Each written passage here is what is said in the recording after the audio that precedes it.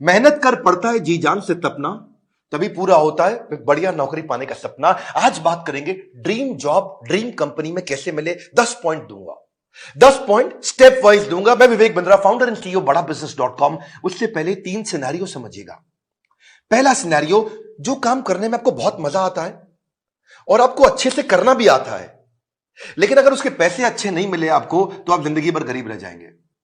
दूसरा सिनेरियो लेते हैं, जो काम करना आपको अच्छे से आता है, उसके पैसे भी मिलते हैं, लेकिन आपको प्यार नहीं है उस काम से, आपको मन नहीं करता वो काम करने को, तो आप जिंदगी भर बोर होंगे। और तीसरा सिनेरियो, जिस काम से आपको प्यार तो है, बाजार में उसकी तनख्वाह भी मिलती है, लेकिन आपको करना अच्छे से आता नहीं है, तो फिर आपको नौकरी नहीं, वो तो खाली एक सपना है, वो ड्रीम जॉब नहीं है, खाली ड्रीम है। सो बात समझते हैं कि 10 पॉइंट क्या किया जाए, एक अच्छे से आपको जॉब कैसे मिले। पहले जिस कंपनी में आप जॉब चाहते हैं, पहला पॉइंट है उस कंपनी के बारे में रिसर्च करो। उस कंपनी का विजन, मिशन, उसकी लीडरशिप, उसके माइलस्टोन्स, उस कंपनी के बारे में पढ़ लिख लो वहां रिज्यूमे भेजते वक्त।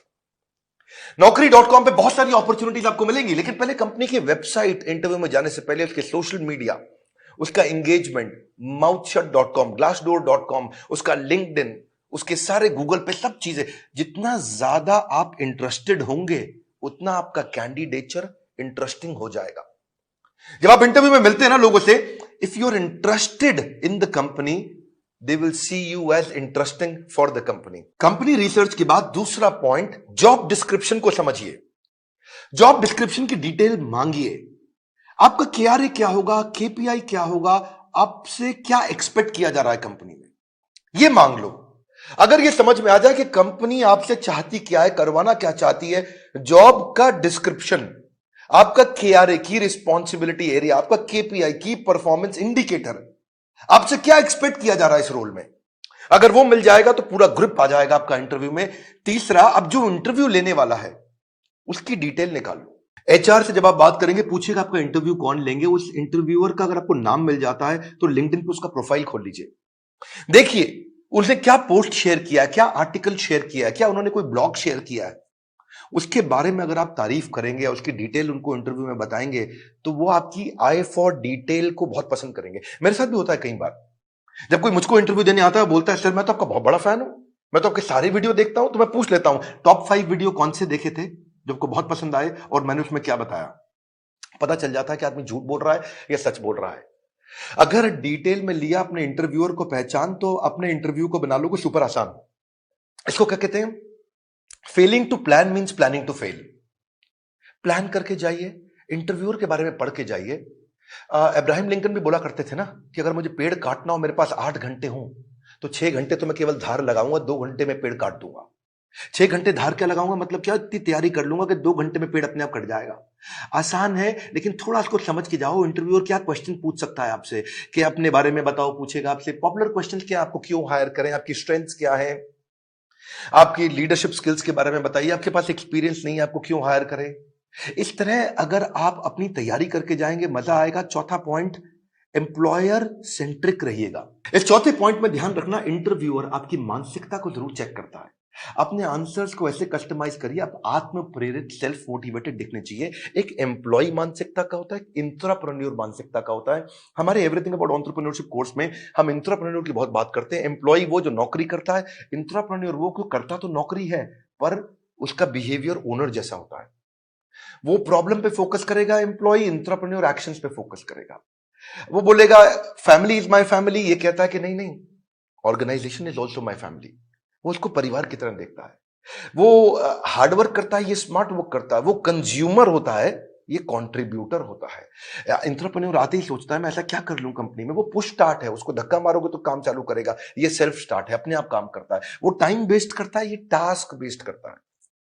एम्प्लॉय क्या करता है, सुबह 9 से 5, 9 बजे आएगा, 5 बजे निकल जाएगा। ये क्या कहता है, जब तक काम खत्म नहीं होगा तब तक बैठूंगा। काम जल्दी खत्म करने की कोशिश करता है। ये समय के हिसाब से नहीं, काम के हिसाब से काम करता है। इसलिए employee gets paid for the time he spends, intrapreneur gets paid for the value he creates, है ना। तो ये इसको क्या चाहिए, sick leave, casual leave, earn leave, वो leave he doesn't want to leave. तो आपके जो आंसर है ना, वो उससे आपका नेचर, आपका बिहेवियर, आपका कल्चर पता लग जाएगा। ये ब्रेकडाउन में खत्म हो जाता है, ये ब्रेकडाउन में ब्रेक थ्रू क्रिएट कर देता है। ये बिहेवियर, नेचर पता चल जाता है। पांचवा पॉइंट, अपना असेसमेंट भी करके जाइए, जो कि आपके इंटरव्यू में दिखाई पड़ेगा। सनातन गोस्वामी चैतन्य महाप्रभु से बोले के आमी, क्या बात हुआ कि मैं हूं कौन, आप पहचानिए अपने आप को। कृष्ण ने भी गीता के अंदर बहुत बात किया, ये आपको पोजिशनिंग में हेल्प मिलेगा आपको। आप एक्शन मैन है, पीपल मैन है, आइडिया मैन है, प्रोसेस मैन है, आपकी मेजर स्ट्रेंथ्स क्या है, उसको स्किल के साथ मैच कर लीजिएगा। देखिएगा कि जो जॉब डिस्क्रिप्शन है ना, जो मैंने पीछे बताया था आपको, उसमें देखिए कि कंपनी का गोल क्या है, इस जॉब से कौन सा गोल अचीव करने वाले हैं, कंपनी में क्या प्रॉब्लम्स थी जो इस जॉब से वो सॉल्व कराने वाले हैं।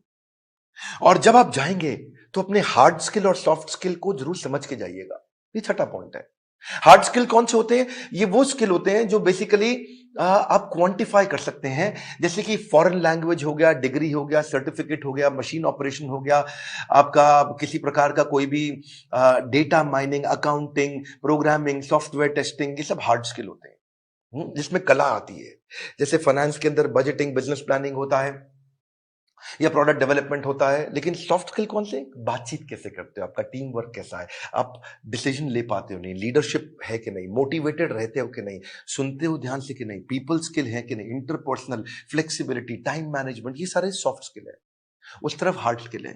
तो पहले से ही चेक करके जाइए, क्योंकि आपका see he who speaks without attentive ear is mute. क्या मतलब हुआ? जो बिना सुने बोलता रहता है, बोलता रहता है, जो बिना सुने बोलता रहता है, वो सबसे बड़ा गूंगा होता है, उसके बोलने का कोई फायदा नहीं है। इसलिए आपकी कम्युनिकेशन में सुनिए ध्यान से कि वो क्या डिमांड है आपसे। इफेक्टिव कम्युनिकेशन में 20% is only what you know, 80% is how do you feel about what you know. कैसे आप उसे कम्युनिकेट करते हैं। सीधे बैठिए, हमेशा स्माइल मेंटेन करिए। ऐसा करके आराम से रिलैक्स होकर के बैठने वाला तो जमेगा नहीं ना। कॉन्फिडेंट और इंफॉर्मेटिव लगते हैं जब आप अच्छा कम्युनिकेशन और सॉफ्ट स्किल मैनेज कर पाते हैं। सातवां है, अब मौका ढूंढिए कि आप भी कोई ऐसा क्वेश्चन करें जिस क्वेश्चन से इंटरव्यूअर को लगे यार ये आदमी बुद्धिमान है। एक बात बताऊं आपको कि knowledge is having the right answer, but intelligence is asking the right question. ज्ञानी व्यक्ति के पास उत्तर होता है, पर बुद्धिमान व्यक्ति के पास प्रश्न होता है। अगर आपने कोई ऐसा प्रश्न किया जिस प्रश्न से वो बहुत इंप्रेस हो सकता है, जैसे आप उनसे पूछिए इस बारे में, इस रोल से आप कौन सी प्रॉब्लम सॉल्व करना चाह रहे हैं, इस रोल के माध्यम से आप कौन सा गोल अचीव करना चाह रहे हैं, इस रोल से आप मेरी परफॉर्मेंस को कैसे इवैल्यूएट करेंगे। कितना पावरफुल आप प्रश्न पूछते हैं, यह भी सामने वाले को इन्फ्लुएंस करता है। आठवां, सैलरी नेगोशिएशन की बात आए तो बहुत जोर मत डालिएगा। अनरियलिस्टिक सैलरी हाइक से सामने वाला समझ जाता है ये केवल पैसे के लिए नौकरी करने आया है, ये वैल्यू नहीं क्रिएट कर पाएगा। इसलिए वैल्यू क्रिएशन पे फोकस करिए, वैल्यूएबल अपने आप आएगा। मैं इसमें आपको हमारे जो दूसरे डायरेक्टर है संजय कथोरिया जी, इनका आपको 2015-16 का एक्सपीरियंस शेयर करता हूं। एक बार ये श्रीलंका में एक कंपनी के चेयरमैन के पास इंटरव्यू देने गए और कंपनी के चेयरमैन ने एक ही बात पे इनकी मर्जी की सैलरी दे दी। और वो क्या बात थी? जब उन्होंने पूछा क्या सैलरी लोगे, तो ये कहते हैं I believe in creating value and then sharing value. क्या मतलब हुआ इसका? कि मैं पहले 100 दिन आपके लिए वैल्यू क्रिएट करूंगा, अगर वैल्यू क्रिएट हो गई बढ़िया, तो उसके बाद आप उस वैल्यू को शेयर कर देना मेरे साथ, तब आप तनख्वाह मेरे हिसाब से दे देना। अभी आपको जो समझ में आता हो आप दे सकते हो मुझे, लेकिन मैं वो काम करके दिखाऊंगा, वो वैल्यू क्रिएट करूंगा, तब मैं वैल्यूएबल डिमांड करूंगा। Create value then share value. ये बात सामने वाला इतना इंप्रेस हुआ, बोला कोई बात नहीं, 100 दिन की बात की है, आज ही बता दो क्या तनख्वाह लोगे। जब आप वैल्यू क्रिएट करने पे फोकस करते हो, पहले कहते हो मैं वैल्यू क्रिएट करूंगा, बाद में अपना शेयर लूंगा, इससे सामने वाले को आप पे बहुत कॉन्फिडेंस आ जाता है। सैलरी नेगोशिएशन पे बहुत फोकस मत करिए, मेन मुद्दा समझिए, वैल्यू क्रिएशन पे फोकस करिए। सैलरी नेगोशिएशन अपने आप हो जाएगी जब वैल्यू क्रिएशन का सामने कॉन्फिडेंस आ जाएगा कि आप करके क्या दिखा सकते हैं जॉब में। 9वां पॉइंट, अपने रेज्यूमे पे ध्यान दीजिएगा। ये हालांकि मैं थोड़ा पहले भी बता सकता था 9वां पॉइंट, पर ध्यान रखिए अपने लाइवली और एक्शन ओरिएंटेड वर्ड लिखिए। रेज्यूमे लंबा मत बनाइए, 6 पेज 8 पेज 10 पेज का, क्योंकि जो रिक्रूटर होता है या जो इंटरव्यूअर होता है वो उसके पास ज्यादा समय नहीं है देखने के लिए। बुलेट पॉइंट्स में लिखिए ताकि मैक्सिमम चीजें कैप्चर हो जाएं कम समय में। सीक्वेंस के अपना एक्सपीरियंस लिखिए, और अगर एक्सपीरियंस ज्यादा नहीं है तो कोई बात नहीं, आपने आज तक जो भी कहीं पे थोड़ा बहुत इंटर्नशिप भी किया तो वो भी डालिए। एक कवर लेटर अगर आप बना सको ना तो वो गेम चेंजर होता है अपनी एग्जैक्ट पोजीशनिंग के लिए, कि आपके पास स्किल है और कंपनी को ये जरूरत है, तो कंपनी की जरूरत और आपके स्किल कैसे मैरी कर सकते हैं आपस में, कैसे मैरिज होगी। तो एक छोटा सा कवर लेटर आधे पेज का 8-10 लाइन का बना सकें अगर आप तो। रेज्यूमे ऐसा होना चाहिए कि सामने वाले को 20 सेकंड में सारी बात समझ में आ जाए, उसको ध्यान से बार बार देखो ऐसा कि क्या 20 सेकंड में समझ में आ रहा है पूरा रेज्यूमे। रेज्यूमे में बहुत डिटेल लिखने में सफलता नहीं है, किसी के पास टाइम नहीं है आज डिटेल में पढ़ने के लिए। पर रेज्यूमे के अंदर जो हायरिंग मैनेजर है, एक सर्वे बताता है वो 6 सेकंड में डिसाइड करता है इसको बुलाऊं कि नहीं बुलाऊं। तो बड़ा इंपॉर्टेंट है, बहुत ज्यादा एग्जैजरेट ना करें, नहीं तो पर्दा फाश हो जाता है बाद में।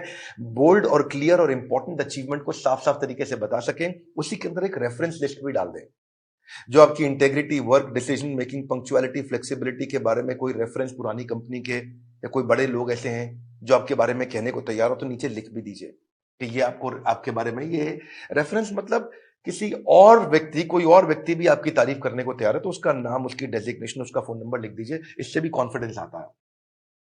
और फिर भी अगर इंटरव्यू में आप जा ही नहीं पा रहे, आपको इंटरव्यू मिल नहीं रहे हैं, तो हो सकता है कि आप अच्छी जॉब साइट्स पे नहीं हो। मार्केट में धक्के नहीं खाने पड़ेंगे अगर आप अच्छी जॉब साइट्स पे जाओगे। इसमें आपको फ्री ऑफ कॉस्ट बहुत सारी अपॉर्चुनिटी मिल जाती है, ऑटो नोटिफिकेशंस मिल जाते हैं, अपने आप नोटिफिकेशन आते रहते हैं, एम्प्लॉयर खुद ही आपके पास आ जाता है अगर आप अच्छी जॉब साइट्स पे जाते हो। इसमें प्रीमियम सर्विसेज भी होती हैं। बड़ी पॉपुलर जॉब साइट्स में shine.com, naukri.com, Times Ascent, Times job और मॉन्स्टर है। लेकिन अगर आप नए हैं तो freshers world, fresherslive.com, Internshala internship पे काम कराती है, या freelancer.com, indeed.com। अगर आप नए हैं तो इन पे जाइए। बेरोजगार खेल रहे हैं स्मार्टफोन पर ताश, ये वीडियो उनको शेयर करें, दिशा मिल सकती है बड़ी खास। मैं एक बात और बताऊंगा, हमारे प्रॉब्लम सॉल्विंग कोर्स के अंदर हमने पूरा का पूरा कोर्स इसके ऊपर बना रखा है और एवरीथिंग अबाउट एंटरप्रेन्योरशिप को भी अब 2 हिस्से में डिवाइड कर दिया है। अगर आप नए हैं, इंट्राप्रेन्योर बनना चाहते हैं या आगे चल के स्टार्टअप शुरू करना चाहते हैं तो एवरीथिंग अबाउट एंटरप्रेन्योरशिप का एक हिस्सा आपको काम आएगा। और दूसरा जो बिजनेस कर रहे हैं उनके लिए तो है ही है। मैं फिर से आपको रिक्वेस्ट करूंगा कि बेरोजगार खेल रहे हैं स्मार्टफोन पर लूडो और ताश, हाँ, वीडियो शेयर करो उनको, दिशा मिल सकती है बड़ी खास। ताश से बात नहीं बनेगी, इस खास दिशा से बात बनेगी। अगर आप नए आए, सब्सक्राइब जरूर करिएगा, लाइक करके उत्साह बढ़ाइए, बोर्ड लाइन नंबर पे फोन करिए, चेक करिए कि कैसे एवरीथिंग अबाउट एंटरप्रेन्योरशिप जिंदगी भर के लिए आपको एक बड़ी दिशा दे सकता है, आपको एक इंट्राप्रेन्योर बना सकता है। किसी को नौकरी मिले ना मिले, इंट्राप्रेन्योर की बहुत कमी है, उसको नौकरी जरूर मिलती है। हमारे साथ जुड़े रहने के लिए, दुनिया का नंबर 1 एंटरप्रेन्योरशिप यूट्यूब चैनल बनाने के लिए, वीडियो को लाइक करके उत्साह बढ़ाने के लिए आप सबको हृदय की गहराइयों से प्रेमपूर्वक बहुत बहुत धन्यवाद।